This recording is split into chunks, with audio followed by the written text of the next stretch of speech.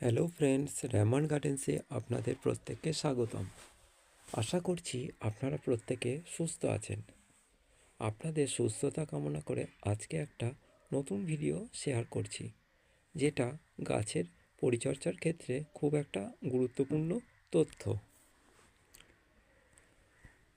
আপনারা যে এই জিনিসগুলো দেখতে পাচ্ছেন, এগুলো নিশ্চয়ই চিনতে পারছেন।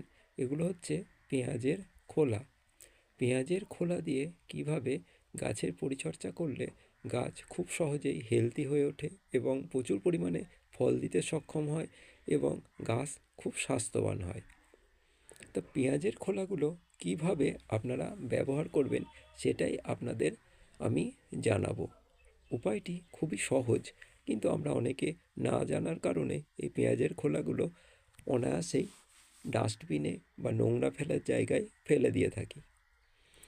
এই পেঁয়াজের খোলাগুলোকে আমরা যদি কাজে লাগাই, তাহলে আপনারা দেখতে পারবেন গাছটা কতটা পরিমাণ হেলদি হয়ে ওঠে এবং কী সুন্দর ফল দেয়, যেটা আপনি নিজে দেখে খুব সহজে আপনি বুঝতে পারবেন সত্যি আমাদের পেঁয়াজের খোলার কত গুণ। তার জন্য আমাদের কি করতে হবে, পেঁয়াজ কাটার পর আমাদের এই পেঁয়াজের খোলাগুলোকে কি রেখে দিতে হবে একটা কোনো পাত্রে। দেখুন, আমি পেঁয়াজের খোলাগুলো সারা রাত ভিজিয়ে রেখেছিলাম। ভিজিয়ে রাখার পরে আপনার জলটা দেখতে পারবেন পুরো রঙই বদলে গেছে। এই রঙিন জলটাই আপনার গাছের ক্ষেত্রে কেরামতি ঘটাবে। পেঁয়াজের খোলাগুলোকে আপনি কি করবেন, একটা পাত্রে জমিয়ে রাখবেন। প্লাস্টিক হোক বা একটা ব্যাগে জমিয়ে রাখবেন, সেটাকে সারা রাত ভিজিয়ে রাখবেন। রাখার পর খোলাগুলোকে শিলনোড়ায় বেটে নেবেন। শুকনো অবস্থায় যদি আপনি পারেন সেটাও করতে পারেন, কিন্তু শুকনো অবস্থায় পিছলে যায় বলে আপনি কি করবেন, যে সারা রাত একটা কোনো পাত্রে পেঁয়াজের খোলাগুলো ভিজিয়ে রাখবেন। ভিজিয়ে রাখার পর আপনি সকালবেলা বা দুপুরবেলা যখন আপনি ফাঁকা টাইম পাবেন, শিলনোড়াতে সেই খোলাগুলোকে বাটবেন। হ্যাঁ, আপনি যেমন খুশি পারেন বাটবেন। আর এটা যদি আপনার বাটার সমস্যা হয়, তাহলে আপনি কি করবেন, অনেকে আছেন বয়স্ক মানুষ যারা বাটতে পারবেন না, বা পায়ের ব্যথা, হাঁটুতে ব্যথা বা হাতে ব্যথা হতেই পারে।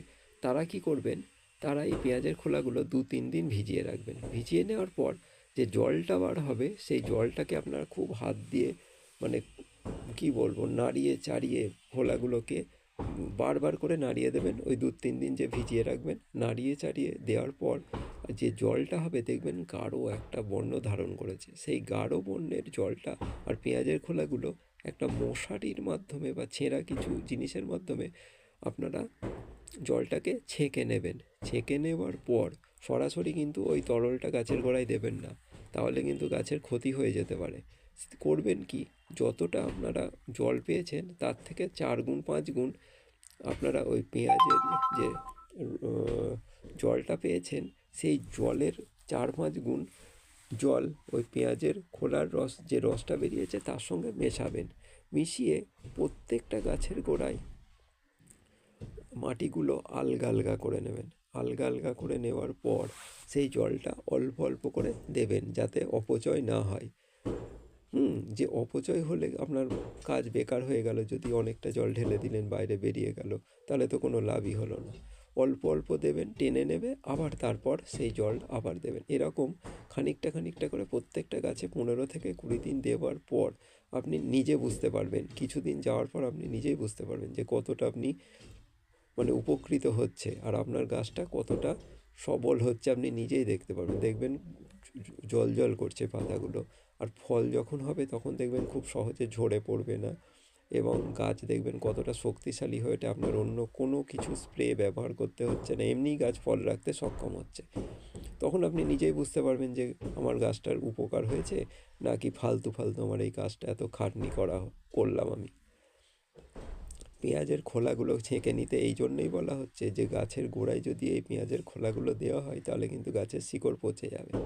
কারণ এই পেঁয়াজের খোলাগুলো আপনার পচতে অনেক টাইম লাগবে। সেই জন্য আমি বলছি শুধু জল দিতে। জলটাই যা পেঁয়াজের খোলায় ভিটামিন ছিল বেশিরভাগটাই বেরিয়ে গেছে। গাছের ক্ষেত্রে যেটা প্রয়োজন সেটাও পেয়ে যাবে।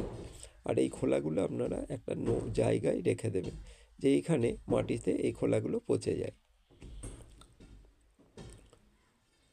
আমি এটা আপনাদের দেখানোর জন্য করছি, কিন্তু আসল ব্যাপারটা হচ্ছে এখানে এই টবটাতে বা আপনারা যেখানে গাছগুলো রাখবেন সেই গাছটার গোড়াতে 2 দিন 3 দিন জল দেবেন না। তো আজকে বন্ধু এইটুকুই। নমস্কার বন্ধুরা।